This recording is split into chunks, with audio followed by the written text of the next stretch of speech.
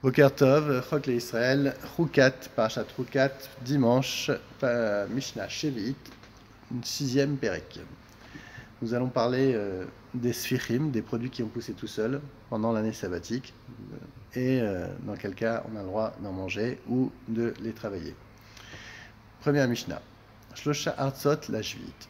Kol she'irziku ole Babel, Merez Israël, Vad Kziv, Lo Nechal Velo Nevad. Donc il y a trois terres. Donc il y a en fait l'Israël qu'on connaît. Donc on n'a pas le droit ni de manger, ni de cultiver.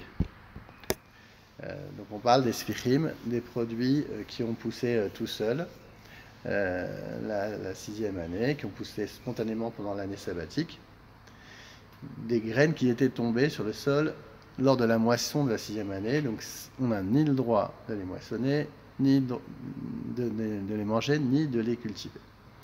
Ensuite, il y a, donc ça c'est ce qu'on appelle Eretz Israël, donc jusqu'à Arziv, qui voudrait peut-être dire la ville de Arziv, dans le nord. Lo nechal velo nevad. Vekol she'irziku ole Misraim, Mirziv ve'anar ve'adamana, nechal aval lo nevad. Donc après, il y a eu donc une conquête où d'autres territoires ont été possédés.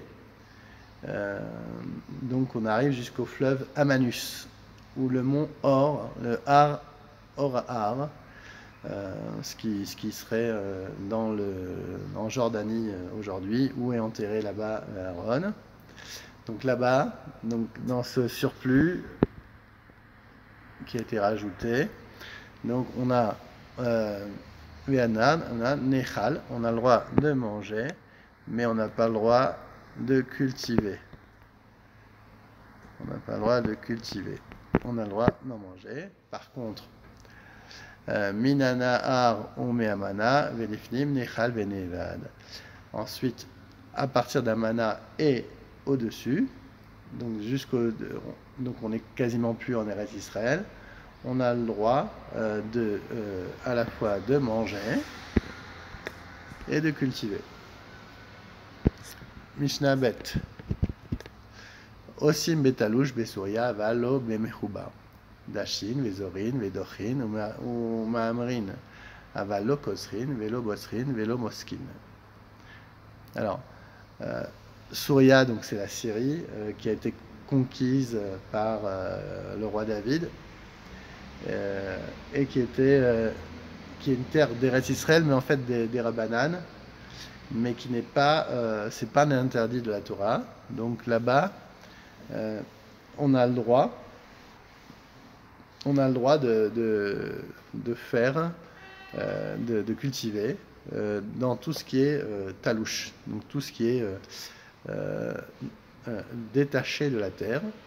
Alors par exemple, on a le droit faire le battage du blé, le vannage, d'écraser les raisins, l'entassement des gerbes.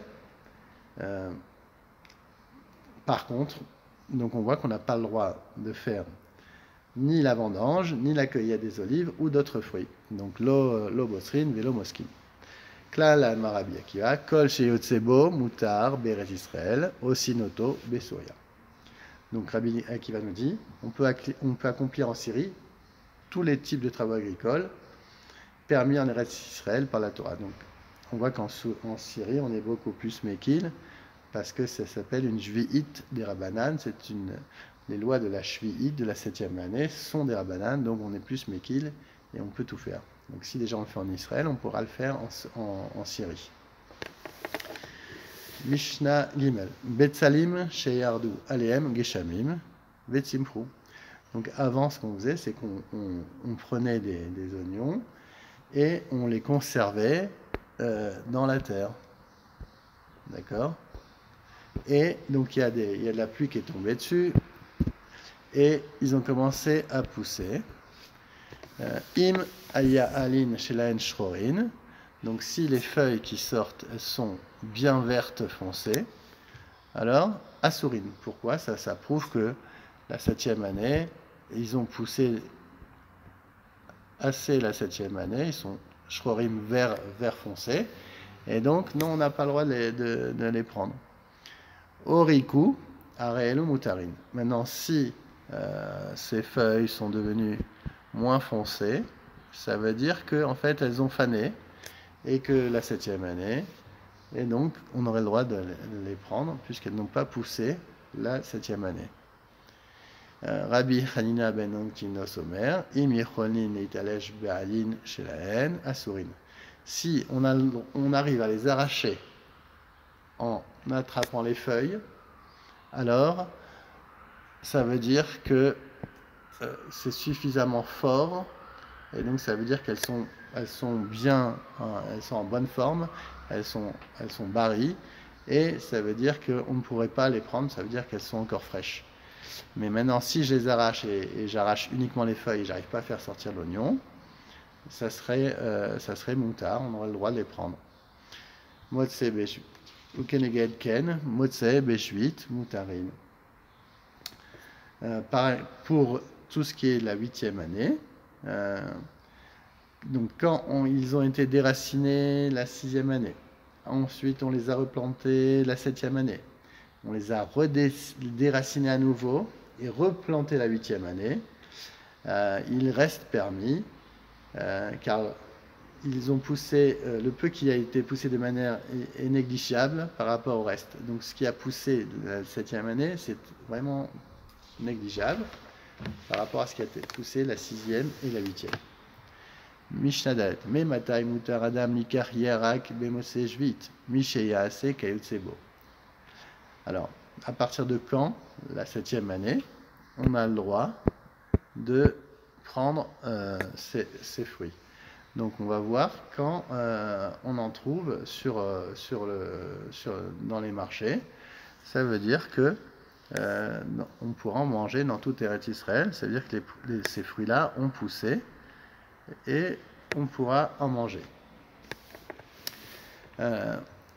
Asa abakir, utar afil. Par exemple, donc à partir du moment où dans une terre ça a déjà poussé, alors on va même permettre les terres qui sont moins précoces. Donc dès que ça a poussé dans une des terres, alors on a permis dans les terres. Rabbi Itir, Likar Hireg, Memose Jvit, Miyad. Rabbi, lui, nous dit qu'à partir dès la fin de la 7e année, on a le droit de prendre les légumes. Pourquoi? Parce que si on voit des légumes dans le chouk la 7e année, et beaucoup, si on en voit beaucoup, c'est forcément, première raison, qui viennent de Chutz Laaretz, ou deuxième raison, c'est qu'on nous dit que c'est des légumes qui mettent 2 jours à 3 jours à pousser, et c'est pour ça qu'on en trouve sur les étalages dans les chouks. Mishnah Hey. En motzin shemen srefa uperot shvi'it me'ares lechutz haaretz. Amar Rabbi Shimon shamati beperush shemotzin lesuria ve'en motzin lechutz haaretz. On sait que chutz haaretz, ça s'appelle une terre qui est tamée. Donc si je fais sortir de la trouma, il va falloir d'eretz en chutz haaretz, il va falloir la brûler parce qu'elle va forcément se rendre tamée. Amar Rabbi Shimon, Shamati Beperouche.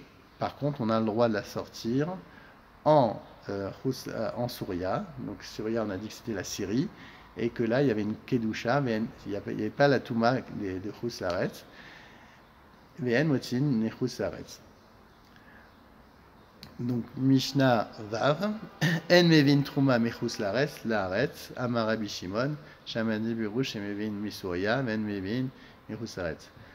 Donc, on a interdit d'importer cette fois-ci de la trouma en Eretz Israël. Pourquoi? Pour ne pas que les Kohanim quittent Eretz Israël pour aller en chercher à l'étranger. Lui, Rabbi Shimon nous dit que il est permis d'en importer de Syrie, mais pas d'un autre pays.